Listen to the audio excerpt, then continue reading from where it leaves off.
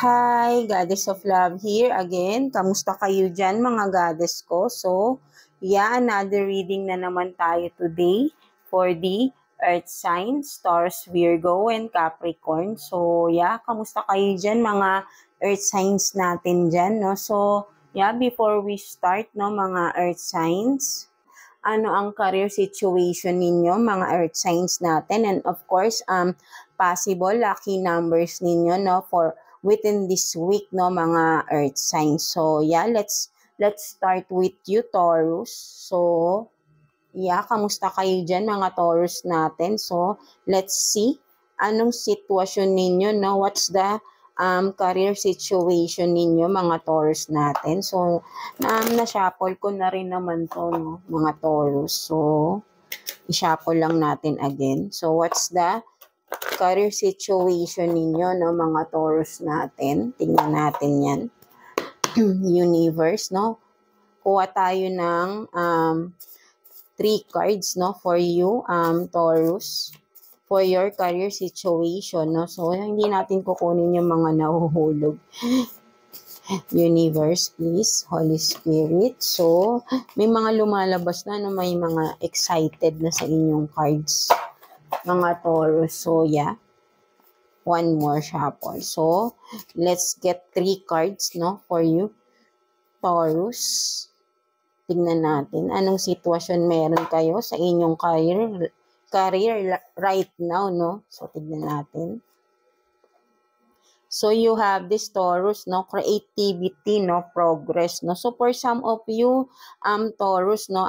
You are this na, very, kayo, no? Yung inyong mind is full of, kumbaga mahilig kayong mag-imagine, no? Full of imagination, no? Parang, kumbaga sasabihin natin sa color is rainbow color, no, yung inyong mind na very creative, no, something like that, no. So for some of you Taurus, no, nagpo-progress ang inyong creativity, no, nag-e-enhance, no, ang inyong creativity, no. So maybe because career nga, maybe ay naa-apply nyo to, no, sa inyong career, no. So for some of you, ito yung nagbibigay ng stability, no, sa inyo, mga Taurus. And for some of you, maybe ay may mga career kayo, ay may mga skills kayo na dine-develop ninyo, right, no, mga Taurus. And from that, no, nagkakaroon ng development, no, mga Taurus, no. So, nag-e-enhance ang inyong mga skills, no, ang inyong creativeness, no, mga Taurus. So, ituloy-tuloy nyo lang yan, no, kung baga ay napaka-talented ninyo, no, mga Taurus, no. So, what else? So, meron dito, mimic you, no, jealous of you, no. So, no, for some of you, Taurus, no, meron kayong mga, kung sa businessman, maybe ay mga kaanuhan nyo sa business, no, pwedeng sabihin natin, mga kakompetensya ninyo, kasi ginagaya kayo, no, so mimicking you, no, something like that, ginagaya nila kayo, no, siguro idol kayo, no, something like that, but then, because naiinggit sila, no, kumbaga, ay nakikita nila yung yan nga, because you are this, no, very creative, no, so siguro ay ang gaganda ng nagiging products ninyo, kung sa business man, ano man tong ginagawa nyo, ano man yung mga business nyo right now, is parang, siya, no, parang kakaiba, no, ang ganda tignan, no, for some of you, no, so, kumbaga, dahil yung creativeness nyo, ang ganda nung nagiging product, no, something like that, no, and then, may mga tao sa paligid ninyo, sa business ninyo, na ginagaya yung business ninyo. Pwedeng ganun, right? No? So, siguro, kasi kung some of you, Taurus, hindi nyo yun napapansin. Kasi akala nyo, syempre, ang business ay talagang natural na may mga kakompetensya tayo, right? No? But then, for some, is ginagaya lang talaga nila yung business ninyo dahil nakikitaan nila ng potential. No? So, ginagaya nila dahil naiingit sila dun sa mga gawa nyo. But then, ikaw yung original, no? When it comes to originality, ikaw lang yun, no? Kahit anong gaya pang gawin nila sa mga products ninyo, hindi nila magagaya yung quality na ginagawa nyo, Taurus, right? No? So, wag niyong alalahanin itong mga tao na ganito, right? And of course, kung sa job naman, no, merong mga naiinggit sa inyo, maybe ang ganda ng performance nyo sa inyong trabaho, right? No? So, may mga, hindi talaga maiiwasan kapag sa company, merong mga naiinggit talaga, lalo na kapag nakikitaan kayo ng potential, di ba? May mga gumagaya pa sa inyo, no? But then, kahit anong, sabi ko nga kahit anong gaya nila, yung original, no? And then, there are just copycat, right?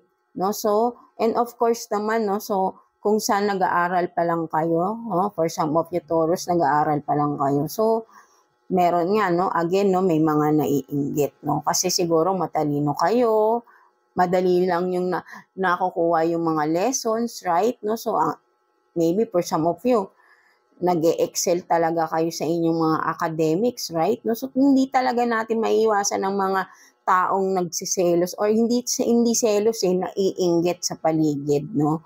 Hindi talaga naiiwasan yan. So, pero kayo ay stay positive lang kayo ng mga Taurus, no? So, huwag kayo magpapa-apekto sa mga taong negative, right? No? So, marami talaga yan yung katulad ng sabi natin nag-i-evil eye, right? No? So, kailangan lang talaga maging positive lang kayo, right? No? So, huwag nyo silang intindihin. Basta kayo, kung ano yung ginagawa nyo na alam nyo tama at alam nyo gustong-gusto nyo yan, gawin nyo, right?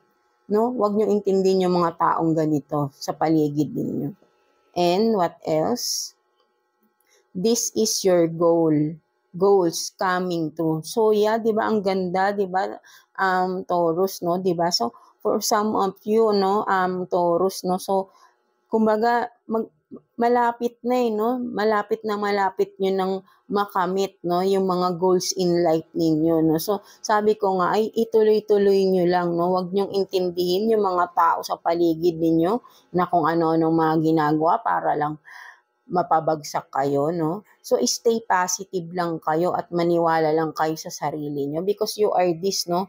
You are so very talented, no, mga Taurus. At ayan yung nagagamit nyo, no? Para ma-reach nyo yung mga goals in life ninyo, no? Your skills, no? Your being talented, no? So, hindi yan maaagaw kahit anong sabihin, kahit anong gawin pa nilang panggagaya or whatever na paninira, no? Hindi ka nila maaapektuhan. Basta ikaw ay positive lang, right? Kasi sila magbibigay sila ng mga negativity sa iyo But then kung hindi mo sila ay intindihin, hindi sila magtatagumpay, right? And then, of course, kapit ka lang kay Lord, no? Lagi ka lang magdasal para mas protektahan ka pa sa mga negative energies na nasa paligid mo, right? No? So, and of course, maniwala ka sa sarili mo, no? Na kaya mo to, na ikaw to, na you are this unique, no? Kasi kapag you are talented, ikaw lang yan di ba? Nagmumultitask ka pa, no? For some of you, Taurus, di ba? So, ikaw to, no? Hindi ka nila magagaya again, no? So, you are this unique, no? You have this authenticity in yourself, no? So yan, no? Ayan yung inyong nakuha natin sa inyong career situation. So, let's see naman, no? What's the possible lucky numbers for you this week, no? Mga Taurus natin. So, kuha tayo ng 3 cards for you, Taurus, no? Possible lucky numbers for this week, no? And baka may makuha tayong color, no? So, tignan natin. Universe, no? So, kuha tayo ng 3 cards, please, for Taurus, no? 3 cards for Taurus, please, Universe, Holy Spirit. So, yeah, kuha tayo ng 3 cards. So, tignan natin yan.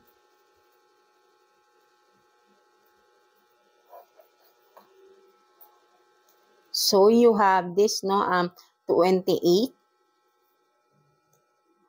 22. So, you have na 22 repeated number to, no? So, 22 is an angel number, no? So, yan, no? Maybe lagi kayo nakakita ng tutu, no? So, yan, merong message sa inyo ang inyong mga angel guides, no, mga Taurus. So, i-search nyo lang yan, no. So, kung ano yung message na right for you, no, tignan nyo yung sasakto at makaka-relate kayo, no. Yeah. So, and then of course, you have this 41, no. So, yan, no, kapag nakakita kayo ng ganitong numbers, no, repeatedly, no, within this week is makaka-receive kayo ng something good news, no, positive news, no, whatever it is, no. So, something good, no, ang may marireceive kayong mga kung ano man to, kung may mga hinihintay kayo or kung wala man, may good news na marireceive, no, something like that. Kung hindi man sa inyo, maybe sa family mo, no. So, yeah, no, again, 28, 22, and 41, no. So, yeah, that's it, no. So, ayan yung inyong reading for today, Taurus, no. So, I hope naka-resonate kayo with your reading, no. So, yeah, and God bless you, Taurus, and thank you for watching, Taurus. So, yeah, no, let's continue, no. So, yeah, Virgo, no. So, how are you, Virgo, no. So, let's see. What's your career situation ng mga Virgo natin, no? So, kuha tayo ng 3 cards din for you, Virgo, no? For Virgo, please, situation nila sa kanilang career, no? Mga Virgo natin. So, yeah, 3 cards for Virgo. And 1 more. So, yeah, let's see.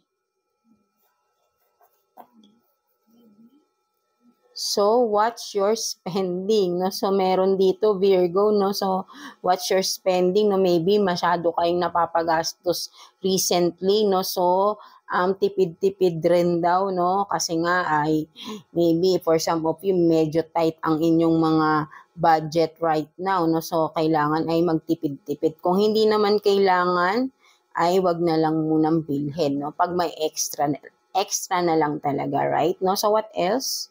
So, sudden change, no? Job, business, career, status, no? So, yeah, for some of you, no, maybe ay may nagbabalak na rin dito na mag-change of career. Yeah, maybe kasi ay hindi na maganda ang nagiging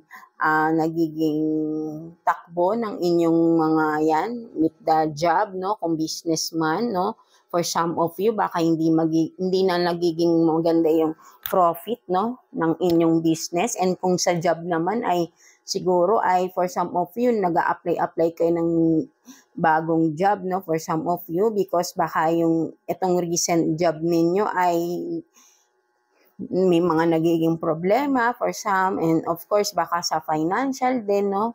Kaya pala may watch your spending dito, no. Maybe talaga ay dapat kayo magtipid-tipid, no, dahil may nagbabalak dito na mag-change ng career nila, right? No? So, what else?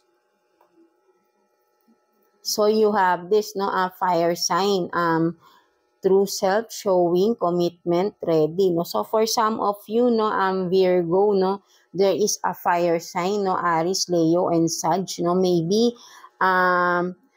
ay, kumbaga, ito ay siguro partner mo ito, maybe a business partner, no? So kung or may makikipag-collab sa inyo, no? Maybe, no, makikipag-commit regarding sa business, no? Something like that, collab, no? Collaboration, no? Maybe kilala mo na rin to, no? A fire sign, but it doesn't have to be, no?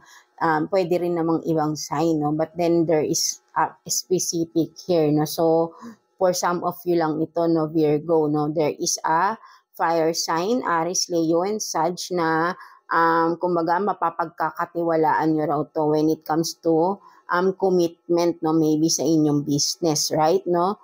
So, kung baka ay magiging business partner kayo, no, makapagkakatiwalaan nyo itong tao na ito, no, something like that, no. So, magkakaroon ng progress, no, kung ano man tong mga magiging partnership mo with this person, no. So but then kailangan syempre kilalanin nyo. Kung kilala nyo naman na talaga itong tao na to, so better, no. But then kung hindi naman ay alamin nyo muna, no, hindi rin agad-agad kayo ay susugod, no, mag-i-invest, no, something like that, no. So yeah, no. So tignan naman natin anong possible lucky numbers for you this week, no, mga Virgo natin dyan. So, kuha tayo ng 3 cards for you.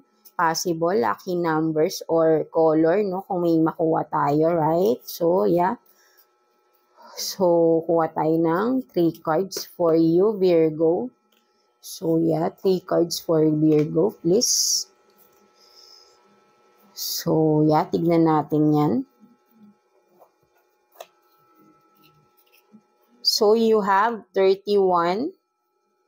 So, meron again, no, 22, no, angel number again, Virgo, no. So, katulad kay Taurus, no, so you have to check it, no. So, may message din ang iyong angel guides for you, Virgo. So, what else? You have 4, no. So, yeah, no, 31, 22, and 4, no. So, yeah, no, kapag nakakita kayo ng ganitong numbers repeatedly, no, within this week, ay may marireceive kayong good news, no, something like that, no, positive news, good news, no, kung hindi man sa inyo, family members, pwede, no, so basta within the family, no, within your circle, right, no, so again, 31, 22, and 4, no, so repeated numbers, no, within this week.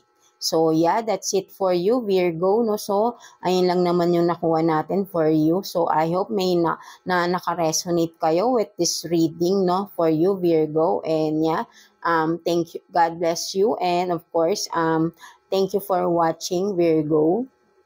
So, yeah, no, let's proceed with you, Capricorn. So, kamusta kayo dyan, mga Capricorn natin, right? No? So, let's see anong career situation nyo right now, no, mga Capricorn natin. So, tignan natin, no, mga Capricorn. So, kuha tayo ng 3 cards for you, Capricorn. 3 cards for Capricorn, please, universe. 3 cards for Capricorn. So, yeah, kuha tayo ng 3 cards. So, 1 more. So, yeah, thank you. So, you have this, no, sacred mission on the way. So, you have this, no, Capricorn. For some of you, maybe may mga, you are going into your spirituality, no? For some of you, Capricorn, maybe ay nag-i-start na kayo, with your, destiny, no? For some of you, no? Kung sino lang makaka-resonate here, no? Yeah, for some of you, may mga spiritual mission, no, something like that, no, or yeah, for some of you, may nagkaroon ng spiritual awakening, and then nalaman niyo yung inyong life purpose, no, and then nag-i-start na kayo with that. And for some of you naman, ang nakikita ko rito ay may mga sinisimulan kayong bagong path or bagong career, no, sa inyong sarili, no, mga yan, nagsiship kayo ng inyong career, no, something like that, no. So, what else? So, di ba, meron talaga rito, no, for some of you, no, Capricorn, no, psychic abilities, no. So, yan, no, for some of you, ito yung inyong sacred mission, no. So, ito yung inyong mga spiritual mission, no. There is, you are starting, no, developing your psychic abilities, no, for some of you, Capricorn. And yeah, for some of you, it is a confirmation na that you are this, na you have these abilities, no. So, kumbaga, baka nagtatanong din kayo sa sarili nyo, meron ba talaga ako nito, no? And then, yes, eto yon, no. This is a confirmation for you, no, mga Capricorn. And what else? You have this meeting contracts, no? So, yeah, no? Maybe talaga may kinalaman to here, no? So, yeah, ito yung magiging career nyo. Kumbaga, for some of you, tutulong kayo, no? With your abilities, no? May mga tao kayong ma-imimit, no? Something like that, no? So, may mga contract signing din kayo, no? Maybe ay talagang with this mission na talaga, no, for some of you, nag-uumpisa na. And then for some of you naman, na when it comes to job, no, maybe ay matatawagan na kayo ng mga ina-applyan nyo, no? And then, magsasign na kayo ng mga contracts, no? For some of you, no? Maybe contract na, maybe for some of you, aalis, no? If you are an OFW, or yeah, for some of you nga ay natanggap na sa work, no? Sa ina-applyan nila, and then, yeah, may mga contract signing here, no? May mga meetings for some of you naman na nasa higher position sa company, no? There is a meeting, contracts, no? Contract signing, no? Yeah. And for some of you naman, opening a new business, no? Meeting some business partner, no? Partnerships. There is also a contract signing there, no? Mga collaboration, no? Something like that, no? So marami talaga, parang maraming opening doors, no, for you, Capricorn, no? So but then be mindful, no? Kailangan ay basahin mabuti yung mga contracts, no? Para ay alam nyo yung nilalaman, no? Hindi rin kayo maiisahan, right? Hindi agad-agad nag-i-invest sa isang bagay, sa isang business na hindi mo rin alam. Kailangan aalamin mo ang every detail of it, no? Right? No? So hindi rin kailangan suong ng suong kung halimbawa may job offer sa iyo, titignan mo mabuti, baka scam yan or whatever, baka illegal, something like that. Kaya kasi marami ng taong manloloko ngayon, right? So kailangan talaga ay be vigilant, no, to people na imimit nyo, no, something lalo na when it comes to finances, no, kung may usaping pera talaga, no. So yeah, that's it, no. So tignan pa natin iyong possible lucky numbers, no, within this week, mga Capricorn natin. So kuha tayo ng 3 cards for you, Capricorn. So yeah, 3 cards for Capricorn, please.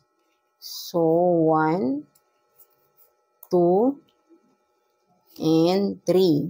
So yeah, tignan natin yan.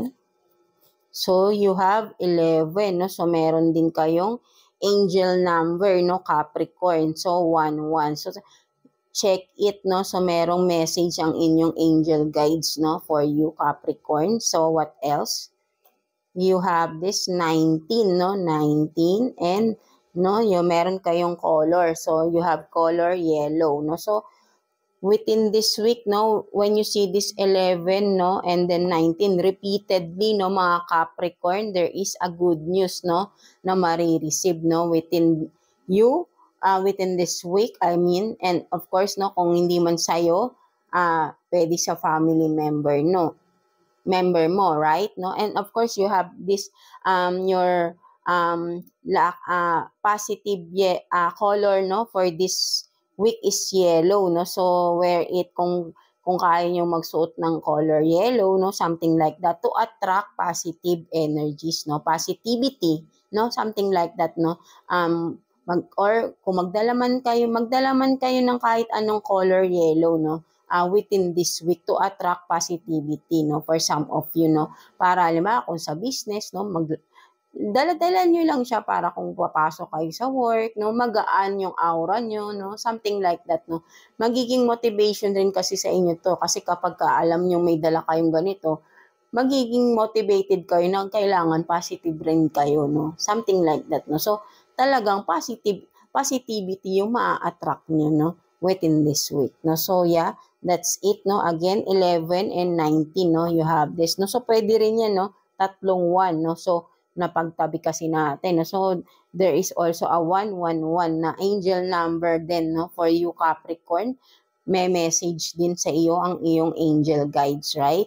No, so yeah, that's it for you, Capricorn. So, I hope naka-resonate ka sa ating reading for you today, Capricorn. No? So, yeah, overall, no, mga earth signs, Taurus, Virgo, and Capricorn. No? So, and by the way, no, thank you sa mga laging bumabalik sa ating channel, no, to watch the everyday readings natin. And of course, thank you for those na hindi nag-i-skip ng ating mga ads, right? No, so malaking tulong po 'yon para sa atin, right? And of course, no, Thank you for the comments, no? Sobrang na-appreciate ko po kapag nag-share kayo ng inyong mga experiences, no? So, talagang nire-replyan ko po kayo dyan, no? Isa-isa talaga kayo dyan. And before ako nagre-reply is talagang dinadama ko muna yung inyong mga messages, no? Inyong mga comments, right? No? So, parang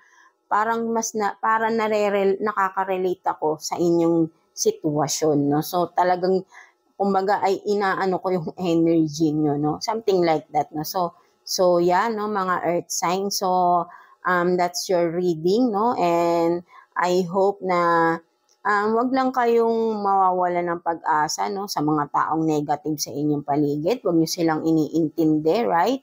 No? Kapit lang kayo kay God, kay universe, no? Kung ano man yung pinagdadaanan nyo, for some, may mga struggle financially, no?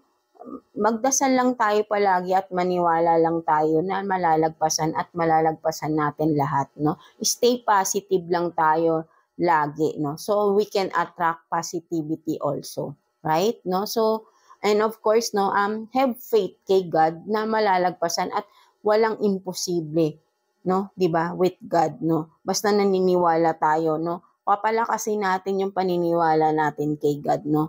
Para ay mamomotivate rin yung ating sarili, no? Kasi kapag malakas yung faith natin, yung kumbaga na-activate, no? So ako nga to, sinasabi ko lang yung faith, no? Alam niyo nag-iiba yung pakiramdam ko, no? Tumataas yung mga. Kasi kapag talagang malakas yung faith natin, yung soul natin mismo namomotivate mismo, nag-a-activate siya, no? Something like that, no? Kapag more on positivity tayo, and then kapag konting negative lang yung naiisip natin, nag-shift agad sa positivity yan, eh. Kasi yung soul natin na-activate through that, no? Kasi yung faith natin napakataas, no? Something like that. Kaya dapat ay ganun tayo palagi, no? Pataasin natin yung faith natin kay God, pataasin natin yung faith natin sa sarili natin, no? And those na nagbibigay ng negativity sa atin, nag-i-evil eye sa atin, is hindi tatalab, no? Something like that, no, mga earth signs. So yeah, no, that's it for you, mga earth signs natin. And always, again, God bless you all. And of course, thank you for watching Earth Signs.